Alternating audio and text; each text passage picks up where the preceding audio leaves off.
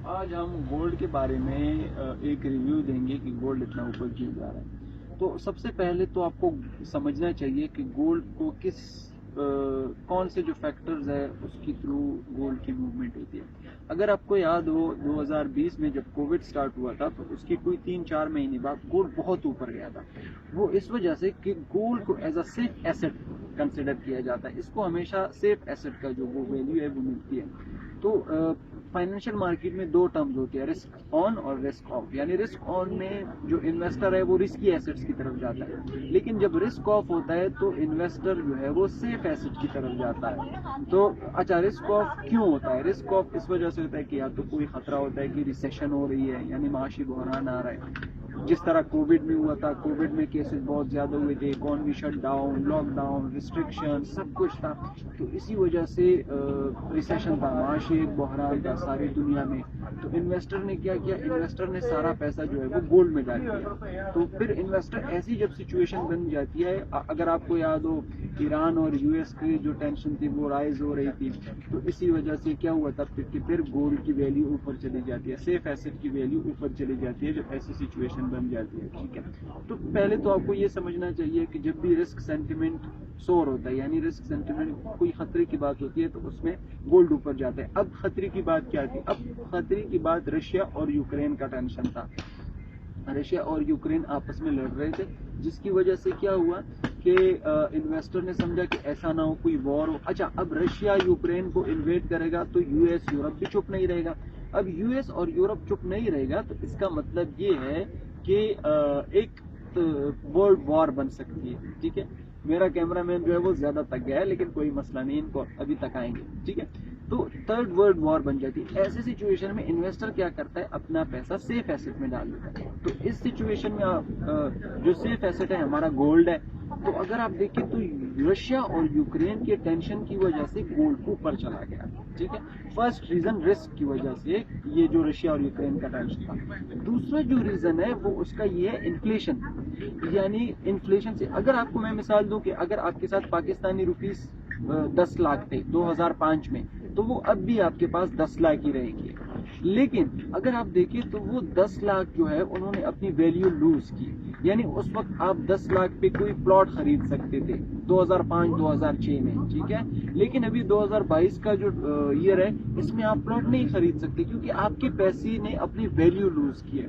तो अब world wide inflation बहुत ज्यादा हुई है, यानी आपका जो पैसा है उसने अपनी वैल्यू लूज की है। तो वर्ल्ड वाइड इन्फ्लेशन अगर आप देखिए तो अमेरिका में इन्फ्लेशन 7.5% पे है, यानी 20-25 साल के सबसे हाई इन्फ्लेशन है। तो इस वजह से इन्वेस्टर क्या करता है? इन्फ्लेशन को कैमरामैन बहुत थका हुआ है फॉर द ब्रेक, कैमरामैन बहुत ज्यादा थका हुआ था, उन्होंने ब्रेक लेना था। ठीक है, अच्छा, तो बात क्या हो रही थी कि इन्फ्लेशन में मैं 10 लाख की मिसाल दे रहा था कि अगर आपके पास 10 लाख 2004-2005 में हो तो उस पर आप प्लॉट खरीद सकते थे, लेकिन अभी आप नहीं खरीद सकते। इसका मतलब है कि अगर वो 10 लाख आपने अपने पास कैश में रखे होते तो आपकी जो पैसे की वैल्यू है वो कम होती।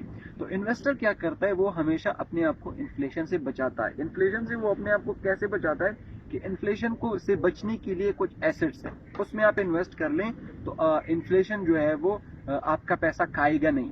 ठीक है, तो जो इन्फ्लेशन एडजस्टेड एसेट्स है, जो इन्फ्लेशन के थ्रू इन्फ्लेशन से आप बच सकते हैं, वो गोल्ड है। ठीक है, तो आजकल अगर आप देखें तो सारी जगहों पे, अगर आप यूके में देखें तो उनका भी इन्फ्लेशन ज्यादा है। यूएस में 25-30 साल की हाई इन्फ्लेशन है। इससे कोई 25-30 साल तक इतनी ज्यादा इन्फ्लेशन नहीं हुई जितना अभी हुई है, यानी 7.5% बहुत ज्यादा है। ठीक है, तो इन्फ्लेशन से बचने के लिए क्या किया? इन्वेस्टर ने अपना पैसा जो है वो गोल्ड में डाला। ठीक है, तो पहला रीजन आपको रशिया और यूक्रेन का है।